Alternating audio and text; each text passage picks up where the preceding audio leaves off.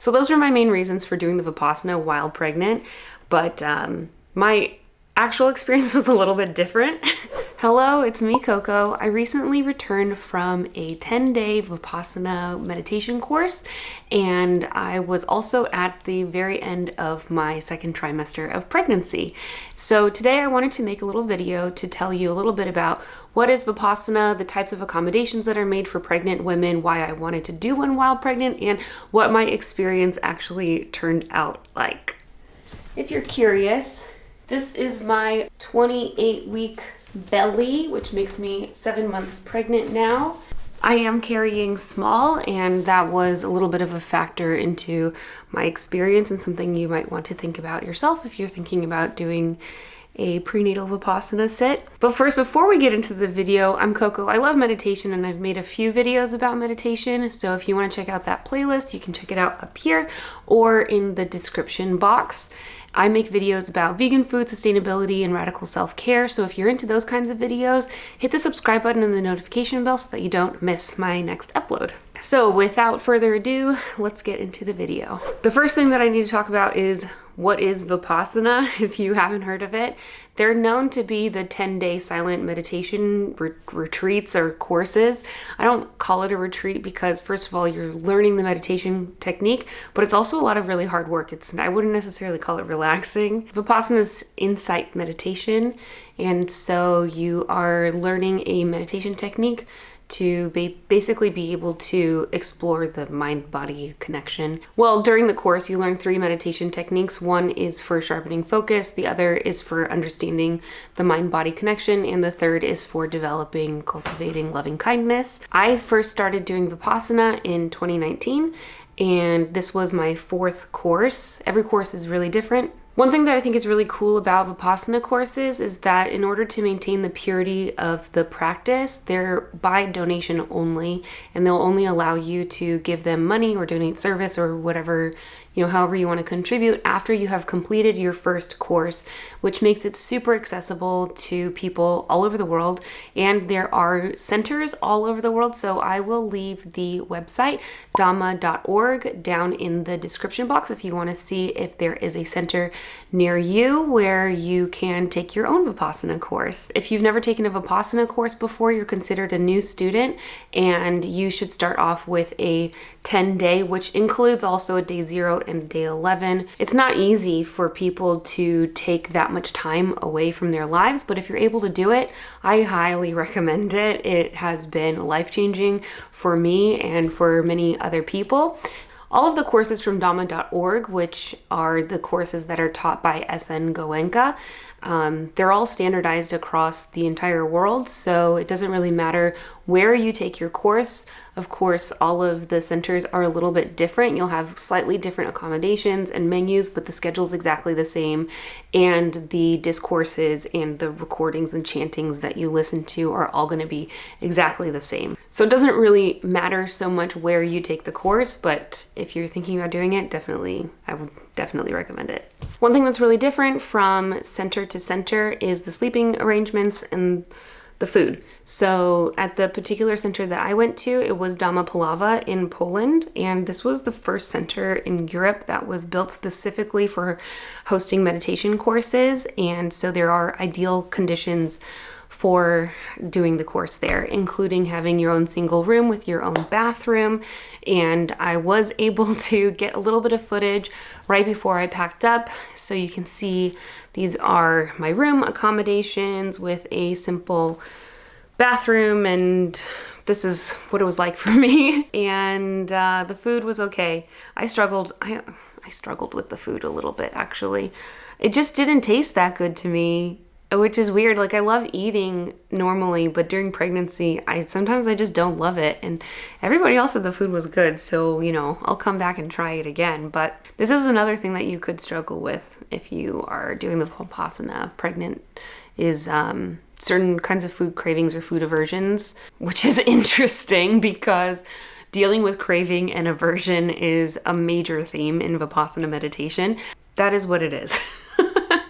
If you go to dhamma.org, it is a frequently asked question if pregnant women can take the course, and the answer is yes. But there are a few accommodations that are made for pregnancy. Number one, you can eat a hot meal for dinner. Number two, you get a snack box. Number three, you're instructed to be able to practice in a more relaxed way, which means that you don't have to wake up for the very first meditation. That's from 4:30 to 6:30. And additionally, you don't have to move for the aditana meditations. That means that there are some meditations in the course where you are instructed not to move, even if it's kind of painful. But when you're pregnant, you are allowed to move and do whatever you need to do to keep the baby happy, in my assistant teacher's words. So those were the main accommodations. And I was also told that the course manager and the assistant teacher are there for me 24 hours a day if I need something. Also, I should note that you're only really allowed to do maternity meditation or prenatal Vipassana course if you're not too far along in your pregnancy. I don't remember when exactly the cutoff was, but they want to make sure that you're not like going into labor during the course. And also if your pregnancy is without any major complications. So if you're having, a normal, healthy pregnancy, then it is a good idea. If you're not, it is probably best for you to stay home where you can get adequate rest and care from your medical practitioners, whoever they may be. I wanted to make sure that I did a Vipassana during my pregnancy because I have sat 4 courses, and during my second course, there were 2 pregnant women, one who was 5 months pregnant and one who was 7 months pregnant. And I remember talking to them afterward, and the one who was 7 months pregnant said it was so magical, and she and the baby were a team, and she had a really amazing experience. And I was like, I want that. That sounds amazing. And then in addition to that, it's a big commitment to do a 10-day meditation course. You have to take about 12 days of your life to go to the course. So that's like driving there and driving home, or getting there however you get there. That's a really long time to spend away from your home, to spend away from your family. And I figured that this is probably the last opportunity that I'll have to sit a full course during this very special time in my life where I'm either very pregnant or like I have a newborn and I'm planning to breastfeed. And so it's going to be hard to be away from the baby, from the family, from the home for that period of time. So this is like my last kind of like opportunity to get it done. And then I think the last reason is like, because this is such a special time in a person's life for so many different reasons. I mean, this is like the one time you have another human inside of you. And I really wanted to be able to experience that on another level. And then on top of that, just like spiritually, metaphysically, to be able to dive deeper and explore what that really felt like. So those are my main reasons for doing the Vipassana while pregnant.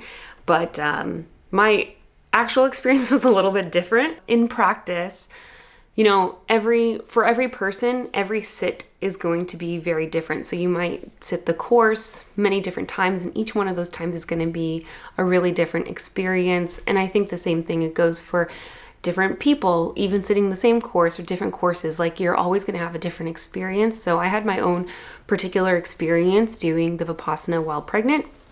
And it was hard. Out of the 4 sits that I've done, this was the most challenging, and it was mostly because of the physical challenges. I was dealing with some really, really bad bloating, indigestion, and heartburn. On day 6 of the course, my bloating got so severe. I really thought, I was like, I'm going to get stretch marks just from this day. I'm going to explode. Like, my belly could not have gotten any bigger, like the entire torso area. It was out of control. And constipation is really common during the meditation course for non-pregnant people, and also for people who are experiencing pregnancy, right? There are different reasons for that. And I can't say that I was constipated because I was going every day, but it wasn't really equal to the amount of food that I was eating, especially in the beginning of the course. But, things were building up, and it was hard. It was really, really hard to drop into like a really deeply spiritual level. Although, yeah, I don't know, it's hard. It's hard to explain. There's so many things like behind this too. I mean, like, it's highly psychological. What I've been learning about pregnancy while I've been pregnant is that the experience of being pregnant is extremely psychological in the way that you experience it. And, you know, you're kind of like living out your sankharas, for lack of a better word, like your traumas or whatever. I mean, in every like small to large sense of the word, I think it comes out in your experience in life, and then everything's kind of amplified during pregnancy. And then I think it's going to be amplified even more during childbirth. You know, more on that later. You know, you could say that my digestive issues were definitely, you know, also psychological. It could have also just been a physical thing. I flew like a full 24 hours from Mexico City, like the day before I left for the Vipassana. So I think my body could have been stressed out from the time zone difference, from all of the travel, the stress. Although, like, I can't say that I was a little bit stressed just to make sure that everything went off without a hitch. That was really hard. And then I think on top of that too, an experience that you can have during a meditation, which is, or during any meditation, but it especially happens a lot during the course, where you have like a total dissolution of your body and it feels really amazing. And then right after that, you'll have the most challenging meditations of your whole course. And I think also, if like everything's a metaphor for everything, this is also kind of true in life, right? And what I've been experiencing personally in my life is like things have been so great in my everyday life. I'm in the most stable position that I've ever been in. I have an amazing partner. I live in a beautiful home. Like, things are working out okay, which also, you could say that like even this mentality is due to my practice of like being equanimous, feeling all of that going into my course. You could say that this was, you know, the total dissolution, like amazing feeling. I went into the course like not scared at all, like really excited, really looking forward to it, and then ended up having like a really challenging sit. And I guess I was able to kind of like dig into a few things in my life which were subconsciously and consciously suppressed. So that's cool. But it was like, yeah, it wasn't like I was reaching like these special metaphysical levels personally. I won't say that doesn't happen, because I do think that it does. It just didn't happen for me. I also wanted to do my sit like at the farthest point in my pregnancy that made sense. So that was at the very end of my second trimester.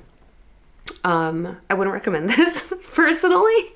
Like, it's okay if this is the only time that you can go, but probably the best time is like in the middle of the second trimester, where you're not dealing with the physical symptoms as much as in, you know, earlier on, you know, not having any room in my torso because the baby's getting so much bigger.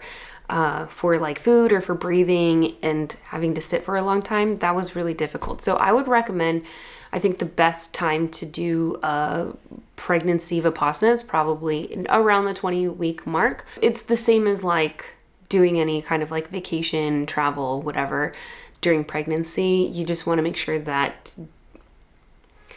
you have like optimal conditions for that particular thing that's happening. And I would say, you know, it's nice to wait until you can feel movement, but you don't want to wait so long that you're like very uncomfortable. I think that makes sense. I think in a way also my personal experience pregnant is like my senses have been a bit, some senses are heightened and some senses are dulled. And I think, you know, whatever is happening during the Vipassana, it was a little bit dulled for me. But again, like if you're feeling really sharp, like you'll probably have a typical experience. But in a lot of ways, I felt like I was just kind of like there and struggling. And I missed my husband so much. And on the last day, I was all crying because I wanted to see him so bad. It was really good to be home again. Anyway, if you have any questions about Vipassana or about pregnancy, leave them in the comment box below and I will do my best to answer them.